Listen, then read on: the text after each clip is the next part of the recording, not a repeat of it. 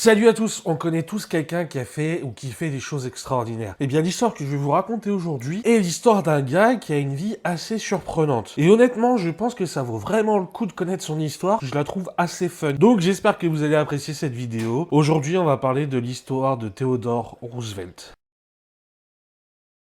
Teddy, comme le surnommait affectueusement sa famille, voit le jour le 27 octobre 1858, à New York, dans une famille d'origine hollandaise. Son daron, Theodore Senior, était un homme d'affaires philanthrope. Et sa mère, Martha Bullock, elle était l'arrière-petite-fille du premier gouverneur de Géorgie. Malgré le fait de vivre dans une famille assez aisée et ayant une enfance, ma foi, fort sympathique pour l'époque, le petit Theodore est pas heureux. Assez tôt dans son enfance, le petit Teddy développe un asthme assez fort.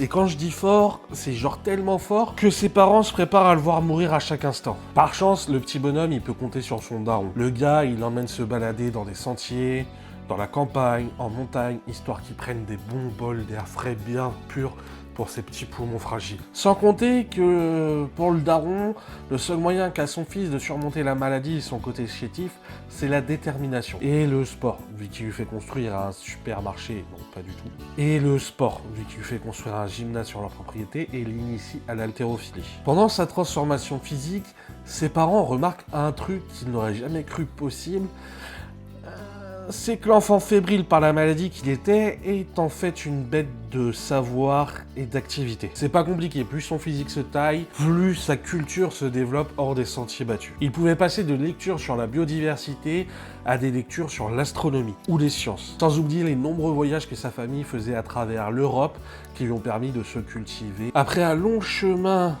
de combativité physique et culturelle, culture amenée par des profs privés et par sa propre autonomie, Teddy rentre à Harvard en 1876. Il y étudie l'allemand, 90 Gramm Butter. l'histoire naturelle, la zoologie, la criminalistique et la composition. Le jeune homme de 18 ans voit l'avenir lui sourire. Tout va pour le mieux pour lui jusqu'à l'année 1878 où il perdra son héros, son père. Atteint d'une tumeur gastro-intestinale, ce dernier, voulant garder la maladie secrète auprès de son fils, finira tout de même par décéder quelques heures avant l'arrivée de ce dernier, qui aura finalement appris la maladie de son père. Triste, mais toujours motivé par une faim de savoir et surtout pour honorer la mémoire de son père, Théodore continuera ses études et finira diplômé en 1880. À peu près au même moment, lors d'un dîner, le poteau tombe in love de la fille d'un banquier, ami de sa famille, Alice Hathaway. Quelques semaines après la graduation de Teddy, Alice devient officiellement Alice Hathaway Roosevelt.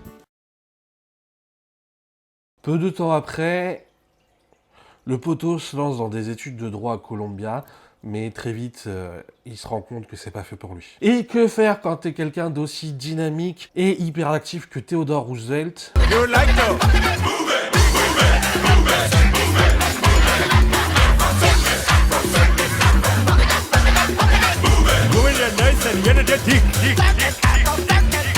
Après avoir fait campagne, le voilà élu à l'Assemblée de New York en 1882.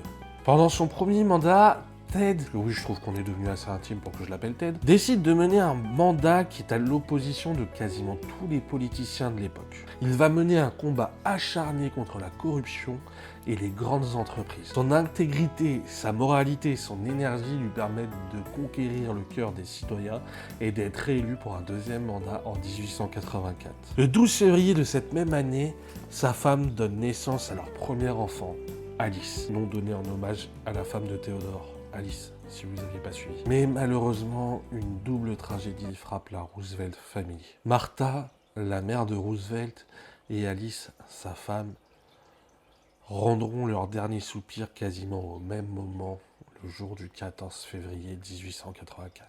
Ted, n'ayant plus le goût à rien, démissionnera de ses fonctions publiques et partira dans le Dakota pour devenir rancher. Et avant de partir, il confiera à sa sœur les bons soins d'élever sa fille Alice. Là, dites-vous, le gars, il a vécu presque 10 000 vies en peu de temps où il est resté dans les Badlands du Dakota. Déjà, il est arrivé là-bas, il s'est dit, tiens, et si au lieu d'acheter un seul ranch, j'en achetais deux? Et pourquoi pas y rajouter 1000 têtes de bétail pour s'amuser? Et ceux qui ont vu la série Yellowstone savent très bien que c'est pas amusant comme métier. Une fois installé dans son bled, personne pouvait le piffrer. Le gars new-yorkais, homme politique, sortant d'Harvard, qui vient se paumer dans les fins fonds des Badlands du Dakota. À l'époque, ça pouvait paraître suspect. Mais à force de travail, d'acharnement, et aussi du fait qu'il chasse les grizzlies et autres animaux sauvages qui sont trop près de son ranch et du ranch de ses voisins, lui font gagner un regain de popularité auprès de ses voisins. Le bonhomme est tellement populaire qu'il se fait nommer shérif adjoint et finit par partir avec 2 autres pélos à la poursuite de voleurs de bétail en fin d'hiver sur plus de 300 miles à dos de cheval. Ce qui est équivalent à 483 km. Et il les a chopés! C'est un truc de malade. Ce gars, jamais il s'arrête. En 1886, Roosevelt décide de retourner à New York pour 2 raisons. La première, l'hiver fut rude et il a perdu quasiment toute la totalité de son bétail. Et ce qui fait que si t'as pas de bétail, t'as pas de thune. Si t'as pas de thune, t'as pas de thune. Et deuxièmement, il a trouvé l'amour. Enfin, il a retrouvé l'amour auprès d'un de ses premiers amours de jeunesse. Edith Kermit Caro. Edith Kermit Caro. On dirait un nom de Pokémon. En marge d'une première expérience d'écrivain plutôt réussie en 1882, The Naval War of 1812, excusez mon accent, Teddy se remet à l'écrit et nous sortira plusieurs livres au cours de sa vie. Et sauf que écrire des livres, ça ne lui suffit pas. On va pas se mentir, c'est un hyperactif et rester assis sur une chaise toute la journée à réfléchir à quoi écrire, c'est pas vraiment fait pour lui. Donc il décide de faire campagne pour être élu maire de New York. Malgré sa défaite aux élections municipales, Theodore ne perd pas espoir et va de l'avant. Après avoir fait campagne pour le candidat à la présidence Benjamin Harrison, ce dernier le nomme commissaire de la commission des fonctions publiques après son élection. En 1895, Roosevelt est nommé président de la commission de police de New York.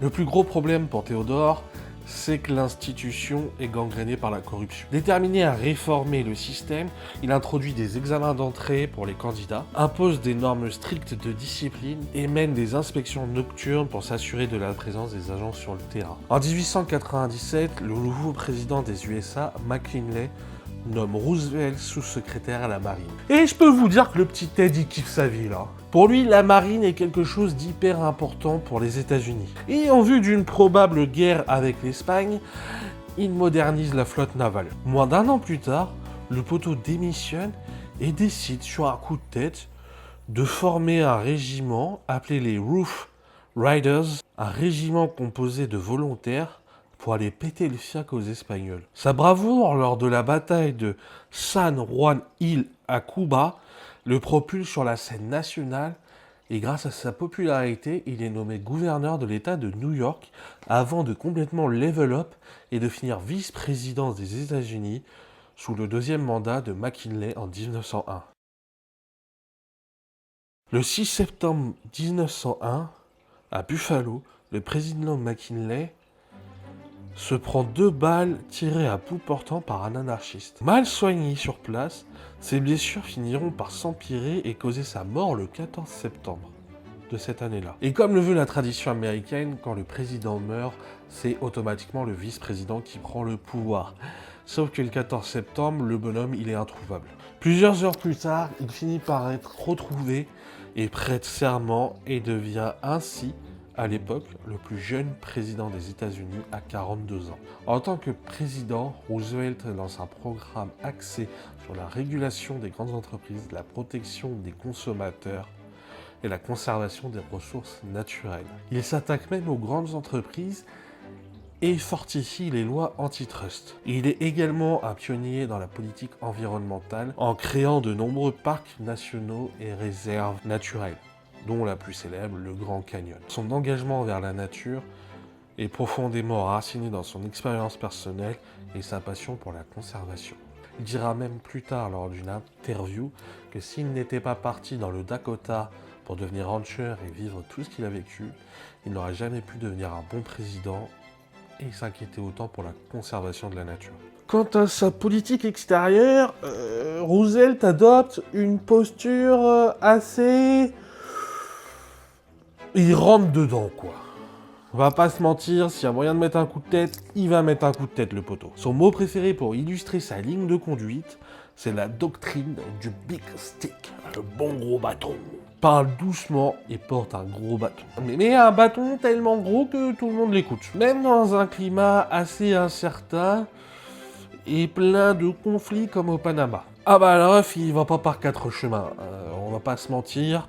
Tête brûlée comme il était, lui il rentre dedans, il met des coups de tête et il aide à faciliter la construction du canal de Panama. Ted se mêle tellement de tout qu'on finit même par lui refiler le prix Nobel de la paix en 1906 pour sa médiation dans le conflit russo-japonais. Fort d'une vie remplie et pleine de rebondissements, Theodore Roosevelt décédera le 6 janvier 1919 à Oyster Bay, à New York. Et pour rendre hommage à ce président aux 1000 vies qui a su révolutionner les États-Unis et aborder des conflits avec fermeté et bienveillance, son visage est immortalisé sur le mont Rushmore avec George Washington, Thomas Jefferson et Abraham Lincoln. Même si pour moi, le meilleur hommage qu'il ait pu avoir, c'est d'avoir été incarné par Robin Williams à 3 reprises.